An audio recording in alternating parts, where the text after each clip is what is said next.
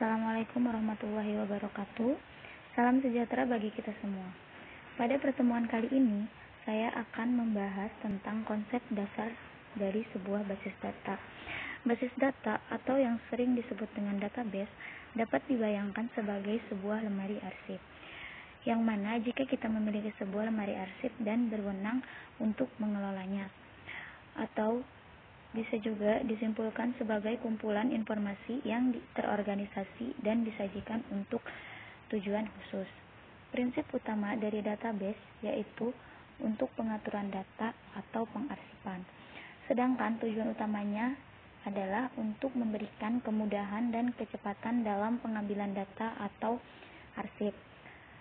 Selain istilah basis data, ada juga istilah yaitu sistem basis data. Sistem basis data ini merupakan perpaduan antara basis data dan sistem manajemen basis data, atau disingkat sebagai DBMS. Lalu, apakah DBMS itu? DBMS atau Database Management System merupakan software yang menangani semua akses ke basis data. Contoh dari DBMS yaitu ada Microsoft Access, MySQL, MariaDB, Oracle, dan masih banyak yang lainnya. Lalu di sini ada hierarki dari database.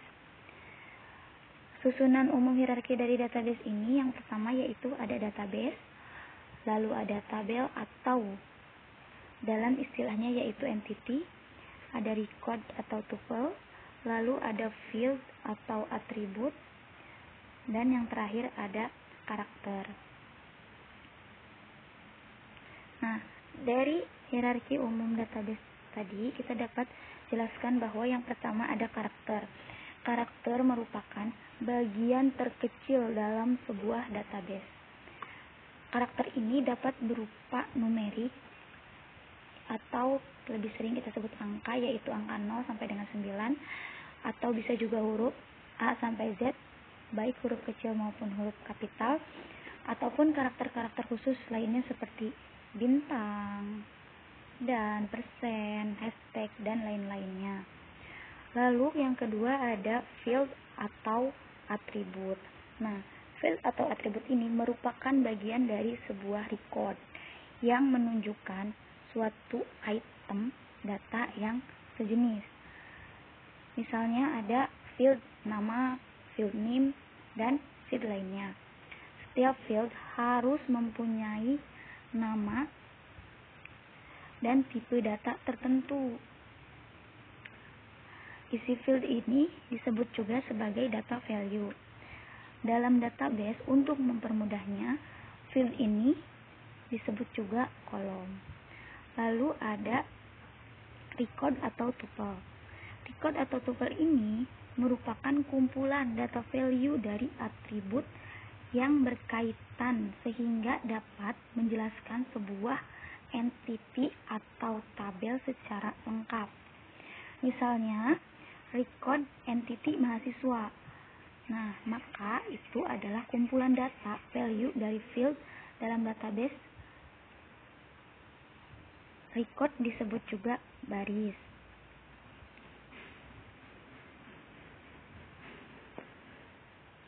Lalu ada tabel. Tabel atau entity ini merupakan suatu yang dapat diidentifikasi dari suatu sistem database. Bisa berupa objek, orang, tempat, kejadian, atau konsep yang informasinya akan disimpan dalam database tersebut. Dalam aplikasi, penggunaan istilah entity sering disamakan dengan istilah tabel. Disebut tabel karena dalam mempresentasikan datanya diatur dalam bentuk baris dan kolom, yang mana baris mewakili satu record dan kolom mewakili satu field. Dalam sistem basis data atau sistem database tradisional, entity atau tabel disebut juga dengan file.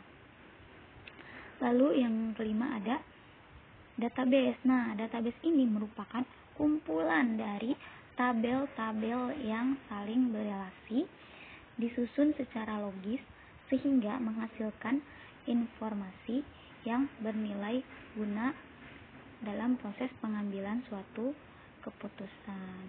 Dapat disimpulkan bahwa karakter merupakan bagian dari field atau atribut, dan atribut atau field merupakan bagian dari record atau tuple. Lalu record atau tuple merupakan bagian dari tabel dan entity, sementara tabel atau entity ini merupakan bagian dari database. Nah, ini ada contoh menentukan hierarki dari sebuah database. Yang mana di sini ada nama databasenya yaitu mahasiswa_bsi, lalu nama tabel atau entitinya adalah mahasiswa. Dari tabel ini dapat kalian lihat yang mana yang termasuk karakter, field, record, dan entitinya.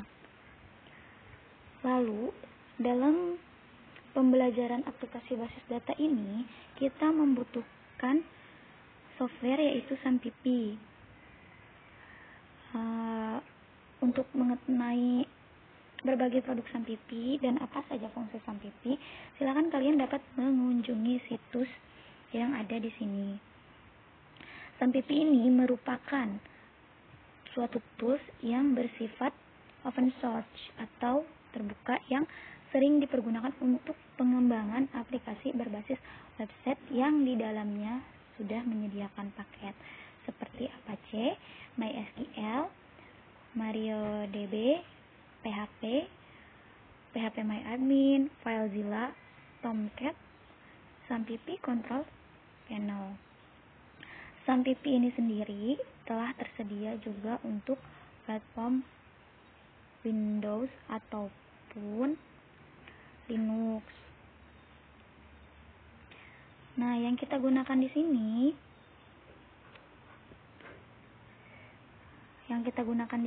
yaitu minimal versi 5.6.3 dengan ekstensi PHP yang telah mendukung sintak MySQL dan servernya yaitu MariaDB.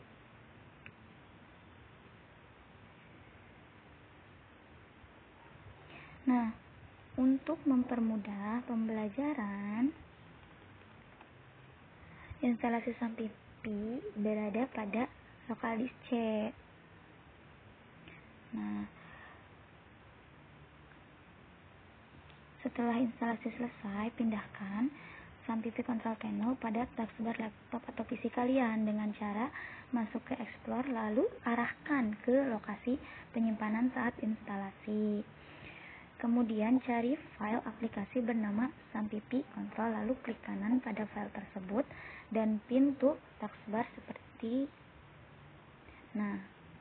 gambar ini. Lalu periksa SAMPIPI Control Panel-nya dengan menjalankannya. Pastikan dua tab teratas yaitu MySQL dan Apache dalam kondisi start atau running. Nah, tampilannya akan seperti ini. Nah, untuk memastikan kembali, silahkan kalian buka web browser kalian, lalu kalian ketikkan link alamat yaitu http localhost/sampipi. Jika berhasil menampilkan halaman pembuka SAMPIPI, maka instalasi dikatakan berhasil. Nah, di sini seperti yang sudah saya jelaskan, setiap pertemuan pasti ada tugas di akhir. Tugasnya yaitu mahasiswa mempelajari dan mempraktikkan seluruh bahasan materi pada pertemuan 2. Nah, di pertemuan 2 ada beberapa pembahasan dan materi yang harus kalian praktekkan setelah kalian melakukan penginstalan SAMPIPI. Lalu di pertemuan 2 juga ada beberapa latihan soal, ada tugas mandiri, di tugas mandiri ini silahkan kalian kerjakan. Lalu untuk hasilnya silahkan kalian screenshot melalui Microsoft Word, lalu kalian kirim email ke email dosen. Untuk tugas ini dikumpulkan pada saat pertemuan 2. Karena di pertemuan 2 ada sedikit kendala, jadi kita kumpulkan bersamaan dengan tugas 2 di pertemuan ke-3. Baiklah, terima kasih untuk pertemuan kali ini. Pembahasannya cukup sampai di sini.